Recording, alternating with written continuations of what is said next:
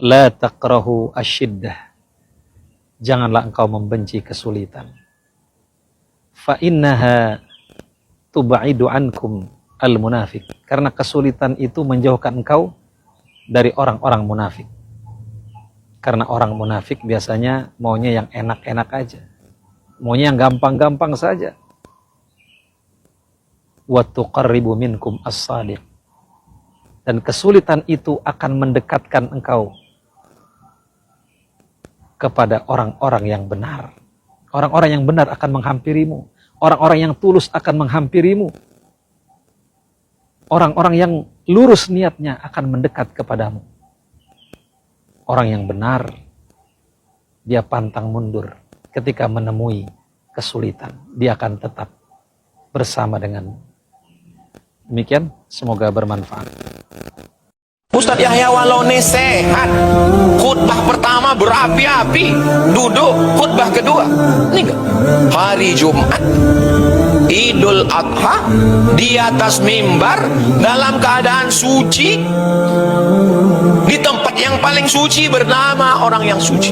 Allahu Akbar. Banyak yang ragu, ini jangan-jangan dia ini masuk Islam begitu begini. Allah mau tunjukkan bahwa dia ikhlas karena Allah husnul khatimah. Kenapa Allah kasih dia kedudukan yang hebat? Orang yang tak kenal dengan Ustadz Yahya Waloni, kenapa dia meninggal di hari yang suci, di bulan yang suci, di tempat yang suci, bersama orang suci, dalam keadaan suci? Kenapa Allah kasih dia begitu? Dia keliling Indonesia nyetir sendiri, bawa mobil sendiri, meninggalkan jabatan sebagai rektor, meninggalkan jabatan sebagai kepala universitas, meninggalkan gaji, meninggalkan rumah dinas, meninggalkan mobil dinas, nyetir sendiri keliling Indonesia. Sampai ke Jambi mobilnya mogok. Telepon tim Ustadz Somad. Ada tim Ustadz Somad di Jambi? Ada. Namanya Ustadz Dahrizal Dahlan. Gimana? Tolong dibawa ke bengkel.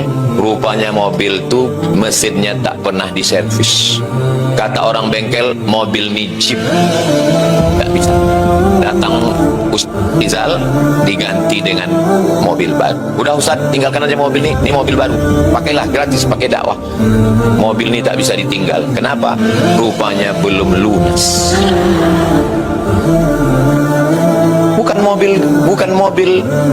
Bukan mobil cash. Rupanya dia masih ada utang.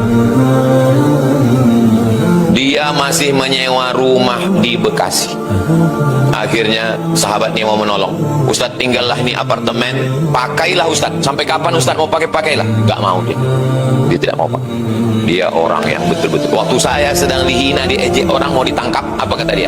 Jangan tangkap Abdul Somad, tangkap saya.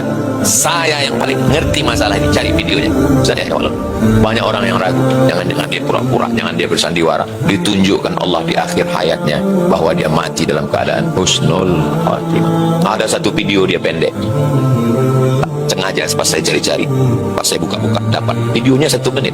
Bunyi videonya, aku sudah lama menunggu kematian itulah. Salah satu, sekali lagi, cara terbaik memberikan pendidikan mental dan karakter yang bagus adalah memperbanyak baca sirah Nabi Sallallahu Alaihi Wasallam. Anak zaman sekarang ditanya, Nabi kamu lahir tahun berapa? Gak tahu. Wafatnya? Gak tahu juga. Jumlah anaknya berapa? Mikir dulu. Mukjizatnya apa? Isra Mi'raj. Tahunya itu aja kadang-kadang. Al-Quran. Selebihnya gak tahu. Ini Muslim punya panduan hidup, tapi panduan hidupnya nggak dikenal. Ya begitu pada akhirnya. Baca, belilah buku sirah Nabi, kemudian bacakan kepada mereka. Itu memberikan efek yang dampaknya tidak kecil. Kalau sampai kisah-kisah kehidupan Nabi itu tertanam dan merasuk ke dalam jiwanya, sudah, dia akan beragama dengan penuh rasa cinta. Dan orang kalau sudah cinta sama agama, Pak, nggak akan mungkin dia tinggalkan. Kan begitu logikanya. Orang kalau sudah cinta kepada Nabi Muhammad, tidak mungkin jadi orang kafir.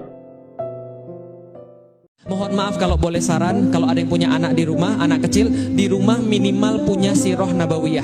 Apa itu sirah nabawiyah? Kisah perjalanan hidup Nabi Muhammad sallallahu alaihi wasallam. Silahkan sediakan di rumah. Kalau nggak ada sirah nabawiyah, pertanyaan saya, antum mau didik anak-anak antum seperti apa caranya? Bisa dipahami Bapak Ibu sekalian. Karena kenapa? Karena kita semua berpusat pada Rasulullah. Lah kalau nggak ada cara hidup Rasulullah di dalam rumah kita, bukunya, lah terus kita mau tahu dari mana? Anak ini dibacakan tentang sirah nabawiyah, bagaimana perangnya Nabi, bagaimana akhlaknya Nabi, bagaimana Nabi ketika bergaul dengan orang lain, semua diceritakan pada anak ini. Sehingga anak ini umur 11 tahun sudah punya jiwa kesatria. Referensi Ustadz? Boleh. Yang ditulis oleh Syekh Sofiur Rahman Mubarak Furi. Itu 1 jilid, Sirah Nabawiyah.